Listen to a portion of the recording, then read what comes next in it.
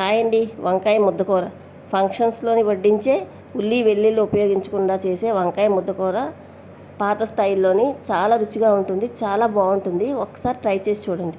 First కడాయిలో కొంచెం నీళ్లు పోసుకొని 2 మీడియం సైజు వంకాయలు కొంచెం మరీ చిన్న చిన్న ముక్కలు కాదు కండి, ఆ మాత్రం సైజు అంగుళం ఇంచి ముక్కలు చేసి కట్ చేసుకొని నీళ్ళల్లోని కొంచెం పసుపు కొంచెం ఉప్పు, ఓన్లీ ముక్కలు కండ్రెక్కకుండా అన్నమాట.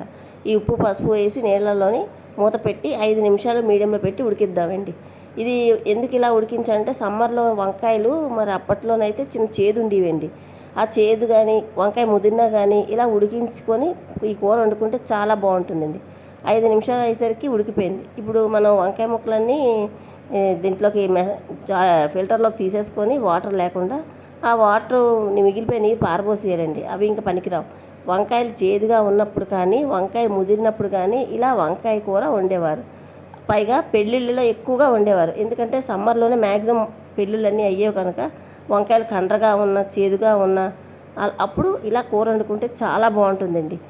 ఇప్పుడు మనం దీనికి అవి చల్లారే లోపు తాలింపు పెట్టుకున్నాం. దానికి 4 పచ్చిమిరపకాయలు, 1 ఇంచి అల్లం ముక్క చక్కగా చెదగొట్టుకోవాలండి.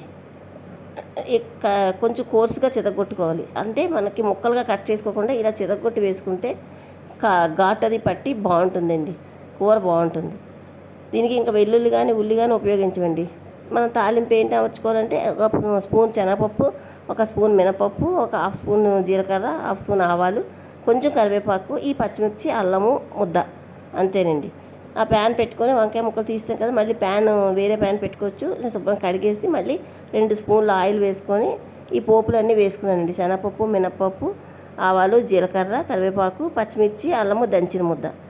ఎక్కువగా నేను మెత్తగా దంచలేదండి, ఎక్కువ ఘాటు వచ్చేస్తుంది. అందుకని కాస్త కోర్సుగా దంచాను. ఆ పోపు వేగిపోయినప్పుడు లాస్ట్లో కొంచెం పించు ఇంగువ వేసుకోవాలి. అది కూడా వేసి వేగిపోయిన తర్వాత వంకాయ ముక్కలు ఉప్పు పసుపు నీళ్ళలో కొంచెం ఉడికించాం కదండి, ఆ వంకాయ ముక్కలు ఆ నూనెలో వేసి ఒక 3-4 నిమిషాలు బాగా వేయించుకోవాలండి. ఇక్కడ అంతా మీకు ఎంత చేదుగా వంకాయలు చేదుగా ఉంటాయి అసలు వేసవికాలంలో నీరు దొరకపోవడం వల్ల. అందుక ఇలా చేసుకుంటే బాగుంటుందండి. దీంట్లోకి నేను కొంచెం ఒక 1/2 కప్పు ఉడికించిన బఠానీలు తీసుకున్నానండి. అవి కూడా వేసుకొని రుచికి సరిపడగా ఇంకా మసాలాలు వేసుకోవచ్చు. కొంచెం పసుపు, మన రుచికి సరిపడగా ఉప్పు, మనం ఆల్రెడీ వంకాయ ముక్కలు ఉడికించుకునేటప్పుడు వేసుకున్నాం కదండి, అది చూసుకుంటూ బ్యాలెన్స్ చేసుకొని ఉప్పు పసుపు వేసుకోవాలండి. దీనికైతే ఏ గరం మసాలా కూడా అవసరం ఉండదండి. అలా ముక్కలు అన్నీ వేగిపోయిన తర్వాత ఒక గరిటె కొంచెం కొంచెం చింతపండు రసం వేసుకోవాలండి. వేసుకొని మూత పెట్టి ఉడికించుకుంటే చింతపండు రసంలో ఉండే పచ్చివాసన పోయి పులుపు మంచి ఉడికిపోతే కూర రెడీ అయిపోద్దండి. ఇలా రెడీ అయిపోద్ది. మీకు ఒక చింతపండు రసం ఇష్టం లేకపోతే 1 నిమ్మకాయ 2 నిమ్మకాయలు మన పులుపుకు అనుగుణంగా కలుపుకున్నా కూడా ఈ కూర బాగుంటుందండి. ఇప్పుడు దాంట్లోకి కొంచెం కొత్తిమీర వేసుకొని ఒక 5 నిమిషాలు మూత పెట్టి పక్కన ఉంచేసి డిష్ అవుట్ చేసుకుంటే వంకాయ ముద్దకూర రెడీ అండి. ఇది అల్లం పచ్చిమిరపకాయ ముద్ద పెట్టి చేసుకున్న వంకాయ ముద్దకూర అండి.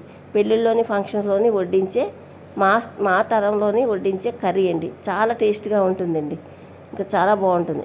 ఇదేనండి నా వీడియో. మీకు ఎలా అనిపించింది? నచ్చితే ఒక లైక్ చేయండి. Thank you for watching. Bye అండి.